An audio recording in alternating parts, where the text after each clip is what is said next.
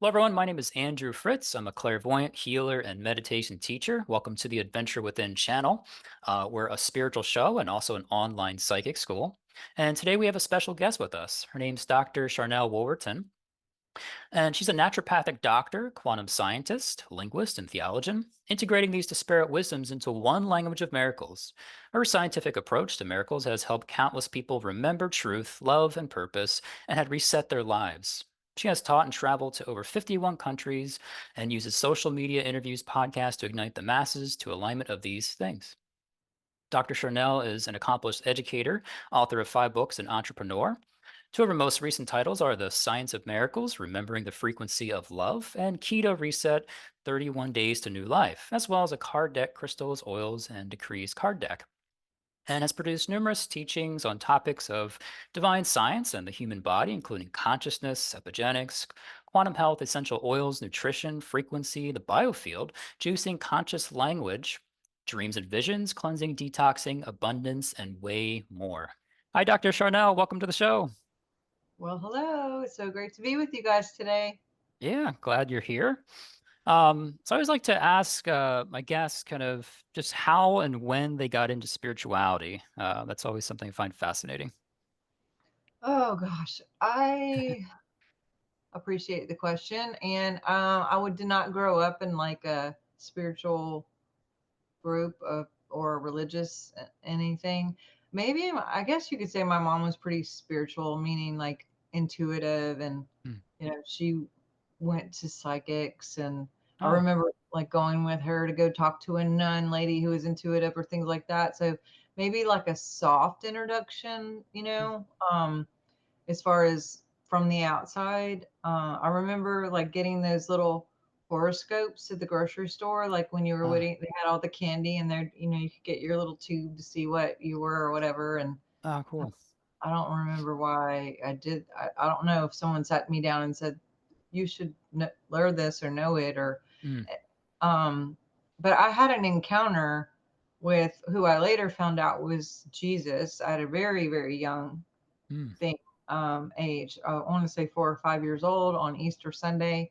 mm, And, this sort of like hologram thing showed up in my bedroom at my grandmother's house. And I just remember feeling it more than like even understanding maybe what that was. And so mm, I always kind of felt like, huh, he's pretty loving, and um, kind of like wanted to be on some sort of path of ministry or service mm, in some capacity. But it wasn't until much later, I think I was like first grade or something, or a teacher had like a statue of just his Jesus's or Yeshua, whatever's like mm. top part. And I was like, who's that guy? And then they're like, oh, that's this guy. And then later I got a Bible at like 13. And so I'm not in the path of like the whole churchy Mm. religion thing as much as I am just like the spiritual aspects of like love and being good and kind and helping others. And, Right. I do believe there's some sort of creator, Mm. energy, something out there, or maybe it's off planet and they just came and seated. Or I don't know. What do you think? Of just like Jesus Christ, or what do you mean with And or particular?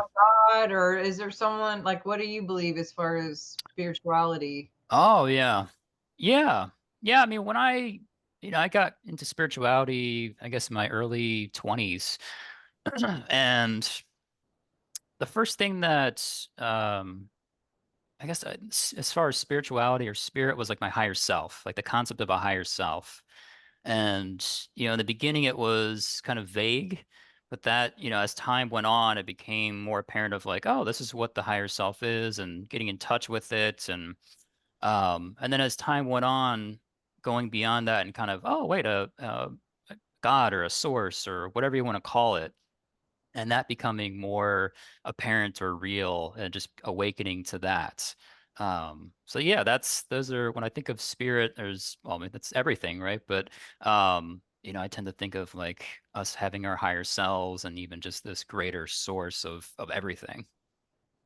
Yeah. I agree. Yeah, because the kingdom of God is within, but I Mhm. know like people also have this like concept of like almost like a Santa Claus in the sky, or when they refer to Ah, God, they're like point up or look up or like it's some outside thing, which yes, I think God is outside, but I think God is also like in our very DNA and in our cells and in the essence of who we are and what we do and the yeah. energy of that. So it's like, how do you describe that? No, yeah, it's hard to put words to spiritual experiences. Sometimes you're just like, I don't even know how to put this all together right now into a sentence that makes sense for people. Absolutely. Um, but yeah, yeah, the whole concept of within that resonates with me for sure. Um, I always, for me, it was kind of a um, real waking up and realizing, oh, I'm a spiritual being. I'm not my physical body. I'm this kind of immortal being that had, various past lives and so on. And then kind of waking up to the point of, oh, wait a second, perhaps I'm very much like Source, and maybe that's where the journey began. And so just the concept of just the journey as a soul, just from the origin point, going through all these, spiritual adventures and past lives and kind of where we're at now, I find very fascinating. So yeah. Absolutely. Yeah, there's just layers upon layers upon layers, and everything's so interwoven. And I mean, oh my gosh, I have a lot of weird things that have happened that are just like, wow, that is so so many layers to that, so many depths to that. But Yeah. here we Yeah. Do you find that you ever find that you like reach a point where you're like, oh, I have a great awareness of spirits, and then you soon after it's like, whoa, wait a second, there's so much more to even learn about this, and you're going deeper and deeper down the rabbit hole, so to speak. are. Do you find that at all? Yeah, I think the older that I get, the more I realize I don't know anything. Like everything I thought I knew, I was maybe wrong or had like this much. And Mhm. when there's really. When people are asking me like, "Oh, well, what do you think about blah blah blah?" I was just like, "Well, right now, Right. I think la la la, but that could change in 15 minutes depending on more information or different perspectives or life experiences or Right. you know because there was definitely a time when I thought like even essential oils or crystals was like voodoo and the devil, or even the Uh, word witch was like bad. And it's like, well, is witch bad? I mean, they thought mm, that Joan of Arc was a witch and she got killed for it. And, so it's like things just change over time. I guess I try to stay as loose mhm. is possible in my belief system or what I be alive in when I'm Mm. alive, Yeah. just because it's like if I can be fluid, I think my ego in the past wanted to be right and needed that security of like, oh no, this is the way it is, and don't touch that. Like that's like no. And Yeah. now people are like, you're wrong, or this is that or whatever. I'm just like, okay, you could think that, and we're cool, and Mhm. may not be there or I may be there, but everyone's on their journey. Yeah. Yeah, it's always interesting to look back and kind of where we were at, and then the changes we go through, some of the limitations in our mind we let go, or the illusions, and then we're like, whoa, I'm in this whole new space, and just being able to reflect on, wow, how much I've changed, or just from whatever induced the growth to lead you to that new awareness is always pretty interesting. Yeah, Um, I yeah. think I think sometimes I know for me, it's almost gotten to like almost a depression at times too, where it's like Hmm. you just found out like all Oh. this stuff that you thought was right is really wrong, and you're just like, what is real? Like I Hmm. was in that program for how long? And it's like you wonder like, well, what else did I think that was right was really wrong? And and that whole destructuring, deconstruction parts where you're just Hmm. like, no, don't touch that, please. That's keep that one at least. It's like, oh Lord. Yeah. Like the house of cards start falling down, then you're just like, oh no, what's what's gonna come after this here? What am I gonna learn? And yeah, I find I don't know what your experience is, but you kind of mentioned sometimes almost depressing, but just the going through change and growth can be intense and really challenging. It always seems like it's rewarding on the other side, but that in between can sometimes be messy and uncomfortable and not always the easiest. Is that what you tend to find too throughout life, or? Sometimes straight up pain. I Yeah. mean, sometimes pain or the death of something, whether it's Mm, like a marriage or an idea or a job or an animal or whatever it could hmm be. Like feeling like this is over when really could be a catalyst for something so Yeah. beautiful and big when we can kind of step back and look at the macro instead of just looking at the micro. I mean, Right. even I was diagnosed with cancer years ago in the Mm, past, and I was able to re-engineer that and reframe it and get back into balance and move mm, past it. And it was a catalyst for meeting a lot of new people and seeing a mm, lot of different ways of doing healthcare and biohacking, mm, engineering, and just an appreciation for life more. hmm And just looking at everything as like, wow, like that's been here this whole time, and I didn't even like give it attention or appreciate it or love it or mm, just so much gratitude about different things. And so one of the biggest teachers that we can have is having a really deadly diagnosis mm. or some kind of catastrophe, where again, like you said, when you're in the thick of it, it's just like, oh my Yeah. God, like, can I get through this? Like, will I survive? What? Crying, tears, whatever, death of a relationship, hmm I mean, there's so many twists and plot twists, and turns in life. And it's just like, wow, if we can, I try to just be like Bruce Lee says, like water, just Oh, do my, yeah. but I'm not always. So yeah. Yeah, when you mentioned that, the Bruce Lee, it sounds like not being in resistance, just kind of letting things flow and be as they are. And it seems like that makes things a lot easier, but also it's sometimes we have a tendency to pump the brakes and resist, and that tends to make things harder. Yeah. Um, what helped you get through the cancer? Like what sounds like that was probably a big wake up call for you in life. How did you get through that, or what helped you heal and kind of move forward with that? Oh gosh, I have literally a list of things. Nice.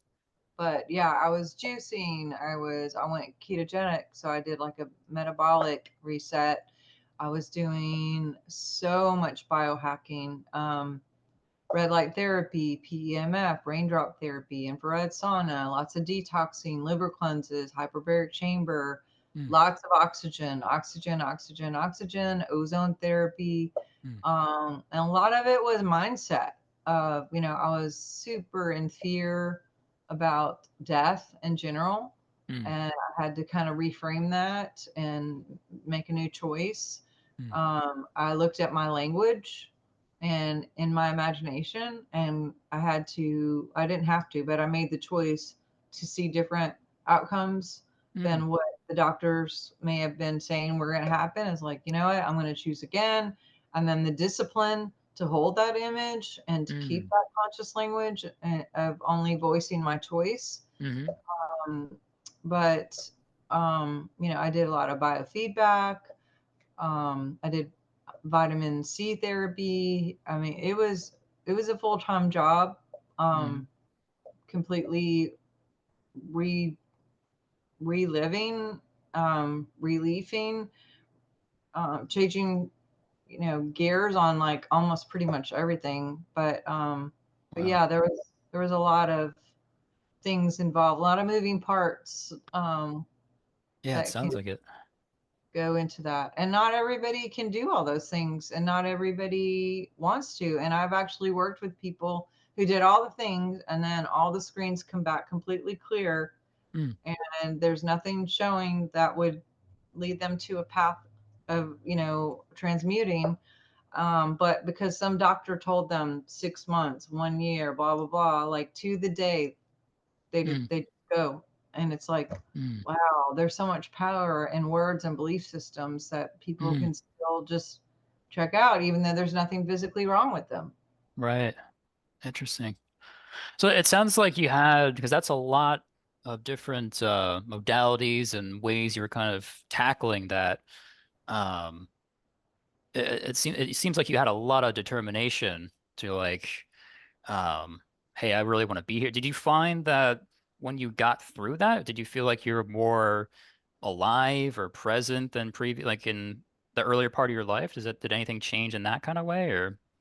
I, I valued life a lot more. Mm, And I'll be honest with you, Robert Tennyson Stevens, who's now passed, he was a big part because I was doing all those things that I just said. mm, Then I was offered an invitation to go to this class called holography. Like iridology, but a little bit different.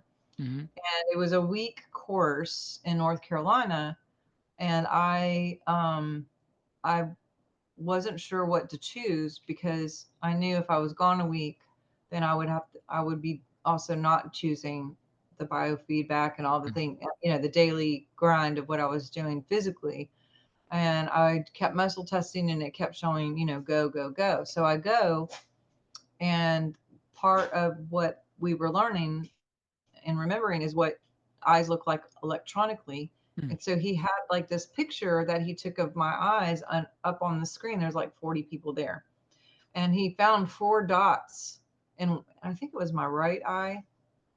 And he's like, and I didn't know what that meant. And he was just like, I was the guinea pig that he was showing in front of everybody. And then he asked me this question, and he said, "When did you choose to die?" mm. And he didn't know what was going on. Oh, So wow. I said, what are you talking about? I was just like thinking, and I actually was kind of upset with him because Mm, I didn't like the accusation when I was sitting here doing all this work daily to right. be here.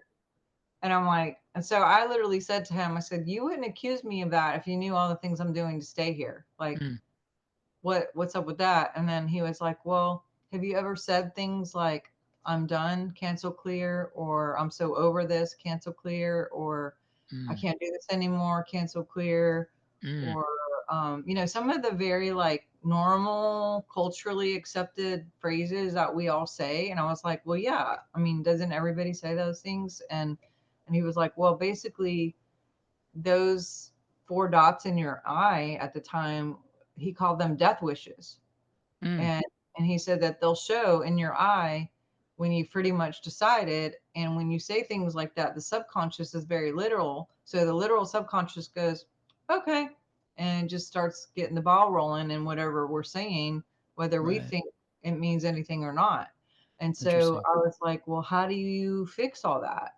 And he was like, I want you to, he said that cancer is the energy of I can't serve.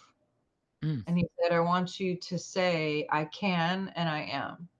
And mm, so I was like, okay. So I'm like, I can and I am. And he's like, now say it again. And I was like, I can and I am. And he's like, say it slower like you really mean it. And I'm like, I can and I am. And he was like, now put your me into it. And I'm like, I can and I am. And anyway, as I'm repeating, repeating, repeating, I'm like more emotional mm, saying it. And I was like, wow, this is kind of surprising me. And then mm, like tears started coming up.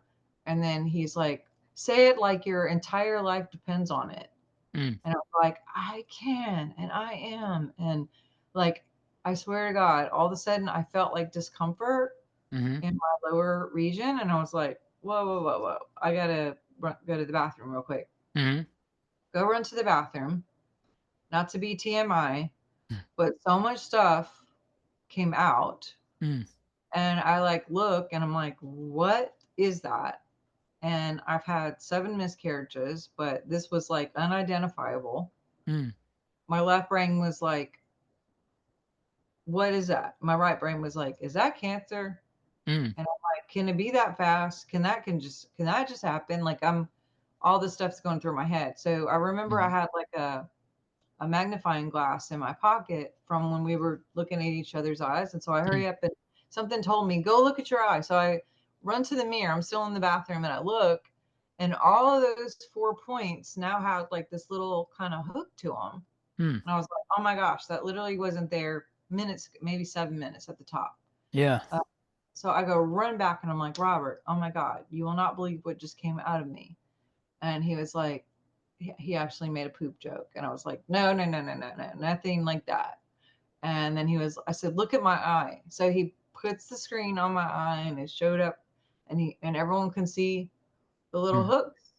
And he said, you're reversing it.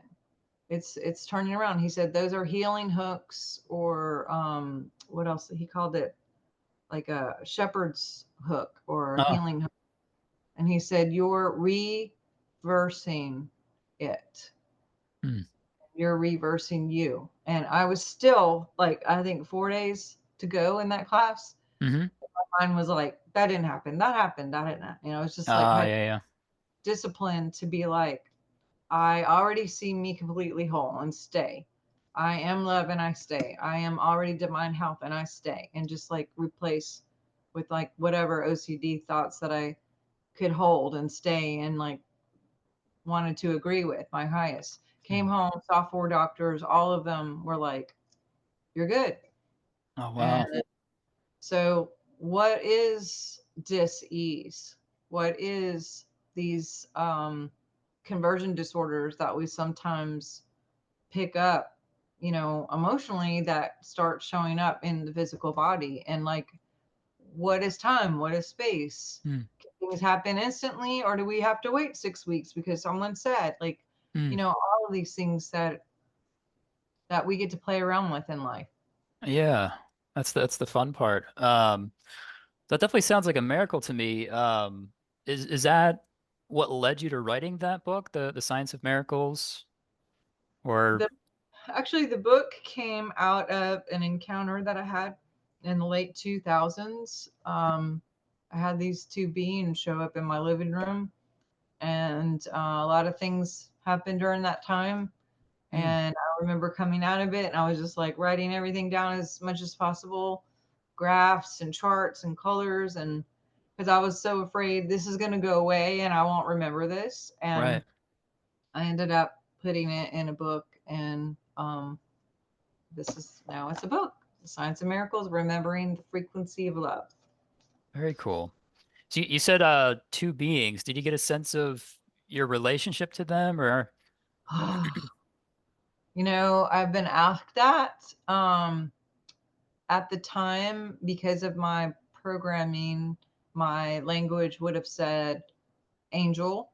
hmm Um, since then, I have second guessed that and not really honestly sure. I'm like, is this my higher future self that came back to talk to me? mm, Is this something off planet?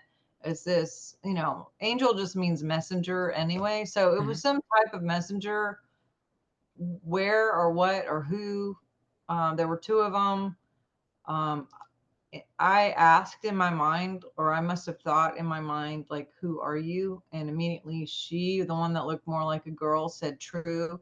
And the other guy, what the other being was like a man looking more mm, masculine.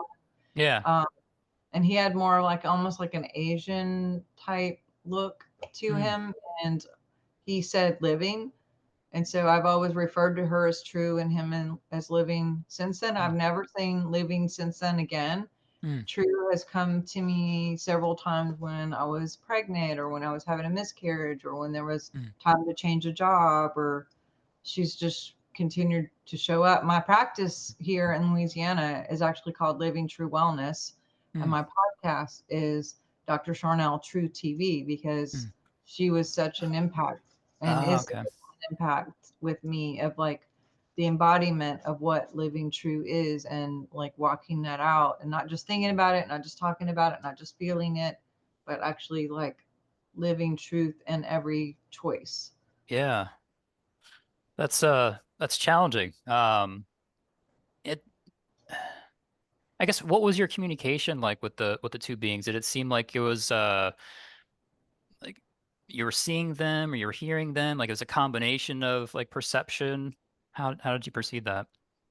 Yeah, they were very, very tall, Hmm. or they are. I'm assuming they're still here. I really think they're here all the time, just maybe in a spectrum of light or dimension somewhere that I don't see all the time. Hmm. Um, for whatever reason, sometimes they kind of beam in, or she does, or out, or maybe I get to a place where I can see better. I Mm, choose to know. But they looked like light coming in and out really fast, like a mm, almost like blinking iridescent. Seemed really fast, but almost like in slow motion. mm, Um, the light colors were very iridescent, like kind of Easter, like pastel Easter colors, mm. like very kind of shimmery. Like this is an angel quartz, and this is to me what they look like. Is they have this Oh, okay, yeah. like different hues kind of show up, Hmm. different pinks and colors. Yeah. Um, but there was no noise, no sound. Um, there was no effort in having to talk. Mm, It was very, I would think something, and then my answer was there. Like they would mm, say something, and I could not only feel it, but on a feeling level, I was shaking very much. mm, I was terrified when I saw them, mm. and they knew it, and they were like, "It's cool, it's okay." Right. Um, but that didn't make everything calm down. I mean, I was very heightened, Mm, and when it was over, it took hours to just like not stop shaking. I was very mm, like, oh my god, what was that? Was that mm. made up? Was that a dream? Like, what the heck? And then I felt like almost like a, have you ever went like roller skating or been on a cruise or something, and then like you stop roller skating but you still feel like you're skating? Oh yeah. Yeah, yeah. Or like you've been on a boat, a long, long time, and then you get on land and you're like, I kind of feel like, Yeah, like a roller coaster ride. That's you yeah, feel like you're on it. Yeah. yeah. So Yep. I still feel that feeling when I talk about some of the things that she said, and or when I talk about her. But when I was there, man, it was like full on blast. It was. I felt like it was like a tune up. Mm. Um, is the only way I could say. I was just like so much heightened, like an energy. Yeah, yeah.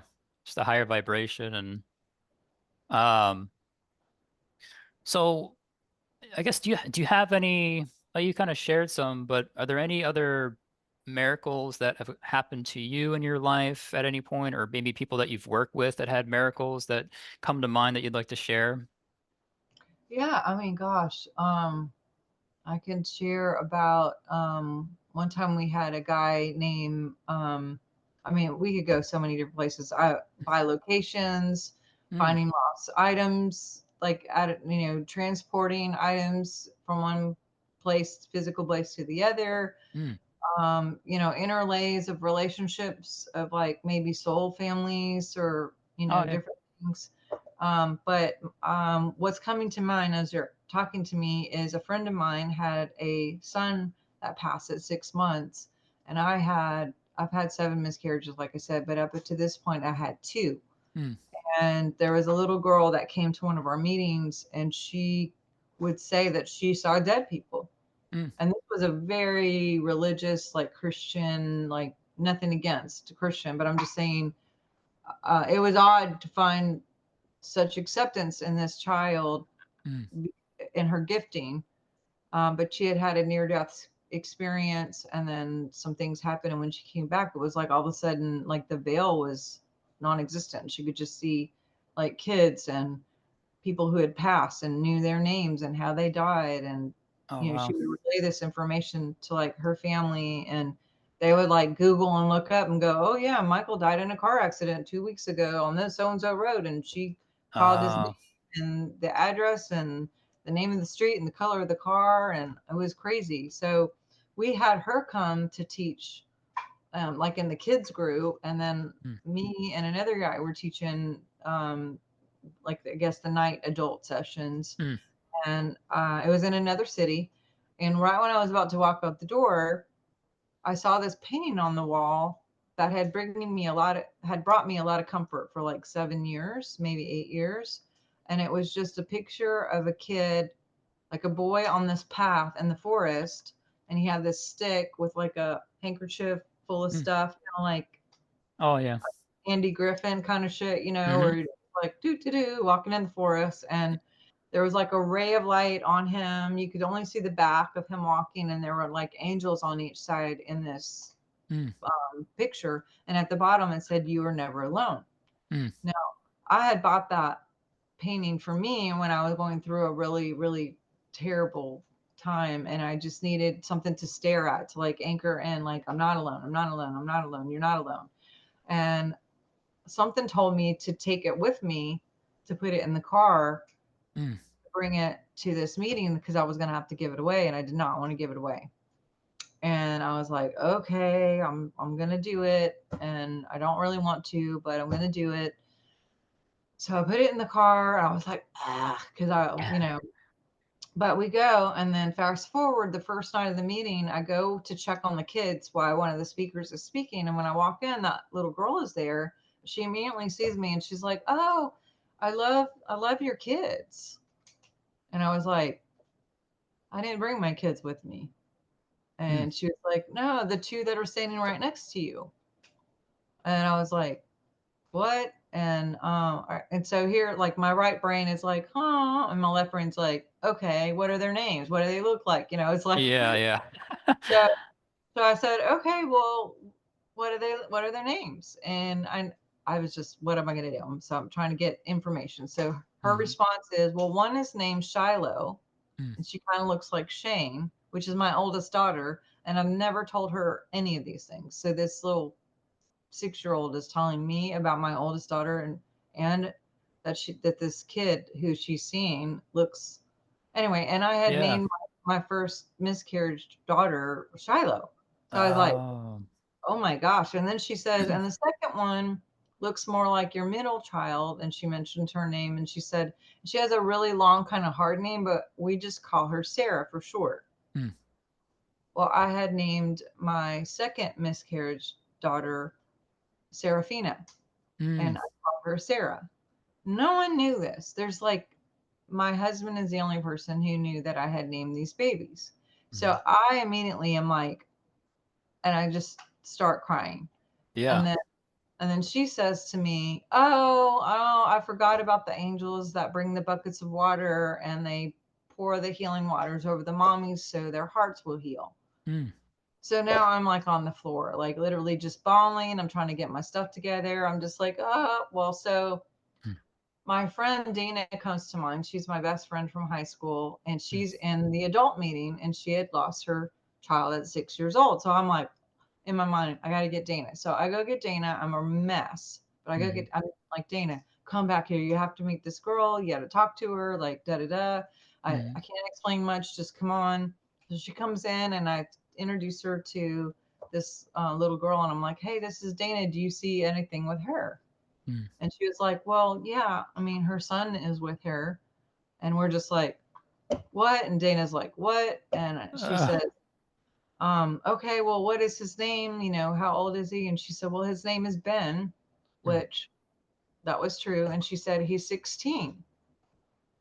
Well, our heart sank a little bit, because he wouldn't have been 16. He mm, wouldn't have been just maybe a few years old. mm, And so we were like, oh, okay, yeah, that's not him. That must be somebody else. mm, And then she comes back really quick, and she's like, no, they can pick whatever age they want to be once they go over there. And then she's like, oh, he wants me to tell you that he works in the forest, and that he really enjoys working in the forest like his dad. And we're both like, what? Because this girl didn't know, but Ben's dad worked for the forest wildlife and fishery, oh. and was like high in the ranks, working in the forest. And so we're like, okay, I'm listening. Yeah. And she's like, yeah, matter of fact, Ben plays with Shiloh and Serafina, and he just got them two new dogs to play with because your kids help with the animals in heaven. Mm, And I was like, what? And mm, I'm a big animal person. mhm, And my first thought was, oh, well, they're definitely German Shepherds. They're for sure 100% German Shepherds because that's my favorite dog. Dana's being blown away that he's picked a job that's like her dad's. And the girl explains, yeah, they like things like their parents. They try to do things to stay close to us. mhm, They like being named, blah, blah, blah. And so I said, well, are the dogs German Shepherds? And mhm, she's like, actually, no, they're Chihuahuas. mm. And I said, like those Taco Bell dogs? And she was like, yeah. And I'm like, no, no, no, no. My kids wouldn't have, that's just weird. And Mm, then I had this like thought of a memory of 2 weeks prior. I was in the car going over this overpass with with their dad. And he leans over and says, I think I'm going to go get a Chihuahua. mm. And I was like, what? You don't even like Chihuahuas. Like, I've never heard you say that. And he was like, that's my favorite dog. And I was like, you've never told me that. Like those little purse dogs? And he's like, yeah. I'm like, yeah, whatever. And he never got one, but he just mentioned it even 2 weeks earlier. Mm. And she said, yeah, it was about 2 weeks ago. She just got the dog. She had no idea about any of this. So we're all just like totally freaking out. We make, we make it through the day. We make it through the night. We're now leaving the conference, going to our hotel. We go to the hotel. She's following me. I went to get my suitcase, open up the back part of the van, and there is this painting that's there with a kid about 16 Mm. walking that way with a stick with his stuff Uh, and kids on both sides. And for the first time, I notice that his hair is red. mm, And he had just a little patch underneath his cap of his little hair sticking out. Well, Ben was a redheaded kid. And I'm mm. like, oh my God, Ben has been on my wall for 8 years, bringing me comfort as a 16-year-old image. Right. And now this is coming back to Dana to comfort her and what's going on with her. Wow. Yeah, that's one of those mind-blowing moments where you, wow. That's a lot and all in one right there. Yeah. Yeah, that's So amazing. just like literally, we're like, what? I was like, God told me to take this and to give it to you. I didn't know I was going to give it to you. And now it's like, it makes sense. It's just like how things don't make sense sometimes. And maybe just follow it because that's what you're supposed to do. And you'll find out later. Yeah. Yep. Hmm. Yeah.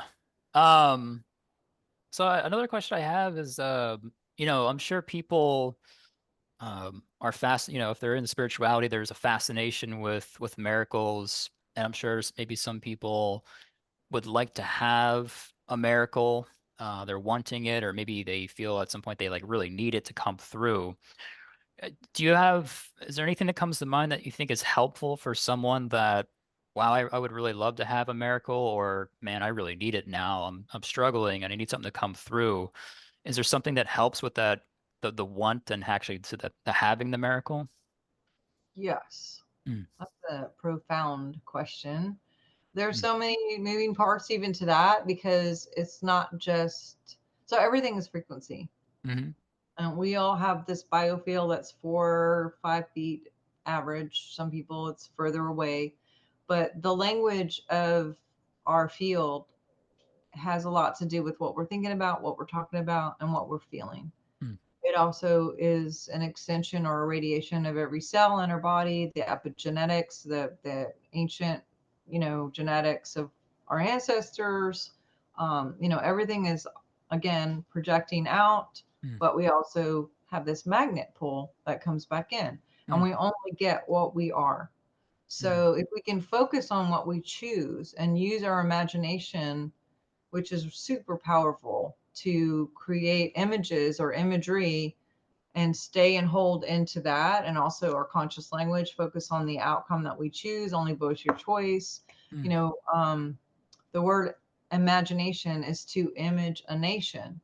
And mm, so we can use the technology of what we are to radiate the outcome we choose into the field, which can magnify that miracle to us. mm, And I kind of look at it like, I mean, it's a game in some ways. It's like, well, if you start attracting things to you that aren't your highest, mhm, then it gives us the opportunity to either be really pissed off and be like, okay, I resist that and I hate it, and then we get more because whatever thing we resist, we get more, right? mhm, Or we could just be like, okay, thanks for showing me that that's still here. It sucks, but I'm going to go back to the drawing board and figure out what's projecting that to come to me. How did I create that? Why did mm, it come? So, because we're manifesting one way or another anyway.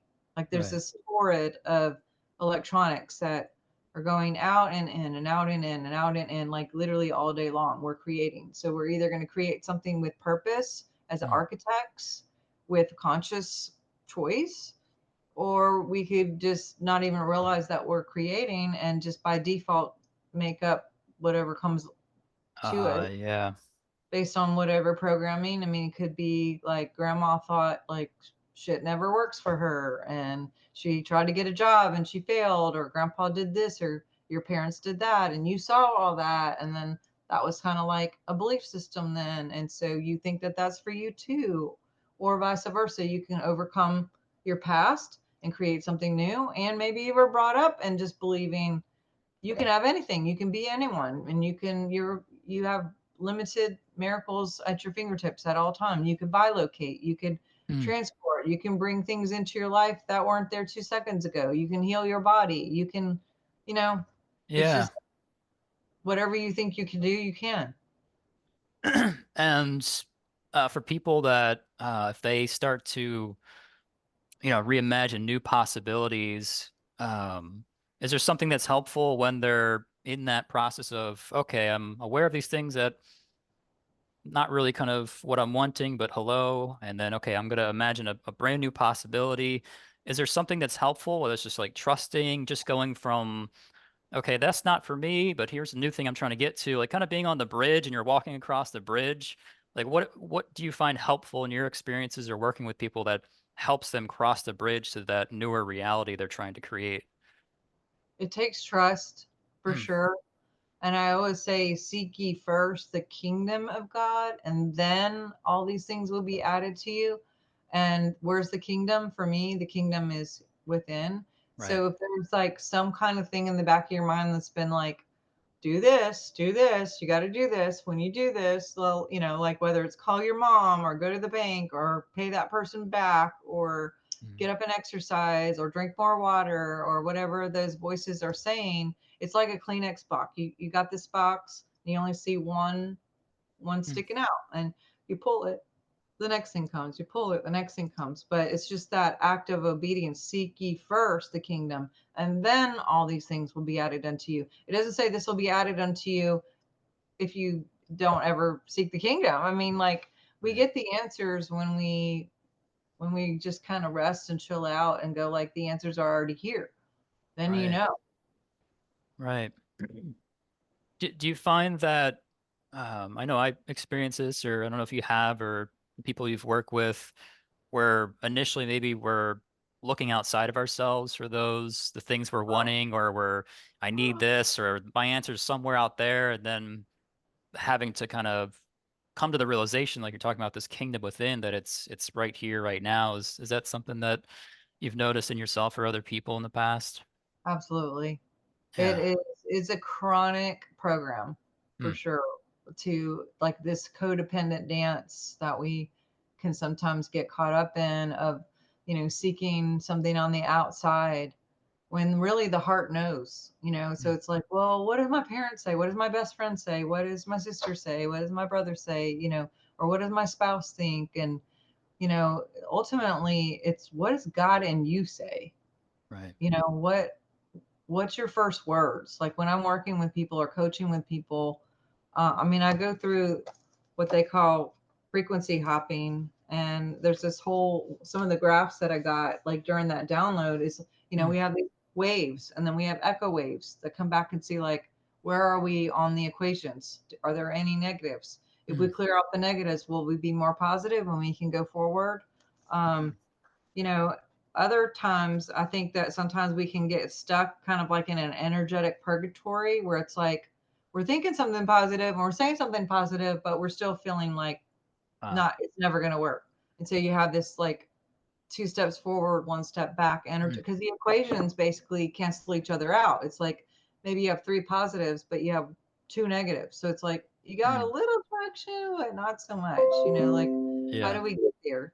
So it takes extreme discipline, Mm, replacing. So I know for me, when I was dealing with C, I don't even like saying the word, mm, I had just this fear of like, well, what about my kids and what about the money and how will my children survive without, I had to just say, stop. God is the only power and presence here. God is the only power and presence acting here. God is the only, and if anything to replace it, because my thoughts were going to be somewhere. mhm, So if I didn't give them any direction, they were going to take off on their own. So I had to make it where this is what I'm choosing to think on and dwell on, and had pictures, and I mm, brainwashed myself to constantly watching over and over and over about different people who had that C and then got better and got healing. And mm, I would just like watch it and watch it and watch it. So because I had heard, when you hear that word, a lot of people think, well, that's it, that's over, bye, and it's right. just a word. It's got a lot of energy to it. So I had to train myself that this is just an imbalance and we can shift this. And all we got to do is clear. And this is totally normal and everybody has it. And, like it's just about, is it turned on or turned off? And let's turn on the good things and turn off the bad things. And, Mm, just, but it took replacing, and it took a lot of discipline, because if we're trying to not think about pink elephants, guess what? yeah. Everyone's thinking about pink elephants. But if I say to you right now, I want you to think about the Statue of Liberty instead of pink elephants, like we Mhm, can decide, okay, I'm going to put this image before me and this is what I'm going to practice, mm, and then actually practice it. And then only talk about the Statue of Liberty, or only talk about being mm, already whole, or, you know, put post-it notes everywhere, put people in your life that are only going to see you healed. I didn't mm, tell anybody that I was sick. mm, There were very, very few people that I told, because I knew that they would be afraid, and they would just either look at me with, empathy or sadness, or uh, like agree with that. The only people that I knew that could know about it were the doctors I was working with, mhm, and they were all very positive. I chose very positive doctors who could see a good outcome, and friends that I knew believed in miracles, because I didn't uh, want anyone to have that like, well, this is it for you kind of energy at all. Like right. that, be completely clear of my timeline. Mhm, Like I only wanted positives. yeah. That makes sense. You didn't want that reinforcing the negative beliefs being part of that at all. Um, I know we're running short of time. I feel like we could talk about so many more things here, but if people want to connect with you and learn more about what you offer, you want to speak to anything about some of the services you have or products and how they can get in touch with you. Absolutely. Yes, sir. So drsharnael.com is DRSHARNAEL, like Israel. I have all kinds of things. I think if you go there, there's a pop up and you get like a free class or something on quantum Mm, connection to trauma and clearing trauma, to have science, like miracles, science formulas that can carry out and give you the highest outcome instead of some of the default programs we uh, get. And I kind of break that down. But I have biofeedback on this, on our schedule, I mean, on my website, and we could do that remote. Actually, you don't have to be in person. mm, If you guys are anywhere near me, I do see patients live, but most of my patients, I have about 15,000 patients that are online and just do oh, wow. telecalls. I do coaching. I can also listen for voice recognition patterns of maybe what isn't serving someone, and we can replace it and get the snag out so you can actually live a life of miracles. Mm, My books are on there. My podcast is on there. I'm on all the social medias and stuff. There's a lot of free stuff on my website. mm. um, I keep saying sorry about that, but yeah, Ah, that's I'd great. That's okay. love to talk with you guys for sure. Yeah, that's great. Yeah, it sounds like you offer a lot. Yeah, I'll be sure to link that information below in the description as well, so you can easily get to that, check it out. Um, yeah, I just want to, is there anything you think we missed or anything you want to share before we make the conclusion here? Or Well, I would just like to say thank you, Hmm, because in a world where there are a lot of choices out there, to put your senses on and your eyes on and your time in, like people like you and what you're doing with these platforms hmm, can go bring a lot more light and a lot more courage and a lot more hope, and give people the choice to watch something like this instead of something that's going to program them into something maybe a little not so much fun. So right. um, I love people who take their time and their resources and energy and creating a safe place like this for people to listen and talk and kind of play around with ideas. And Mhm. so your work and your mission is just beautiful. And from my heart to yours and your family, like, thank you so much for letting me be with you today and meeting you. Yeah, And thanks for your work and your service. absolutely. Yeah, it was great to meet you, and yeah, I really appreciate those words and just your time here and sharing your experiences and your wisdom. So maybe we'll do it again in the future, but thank you.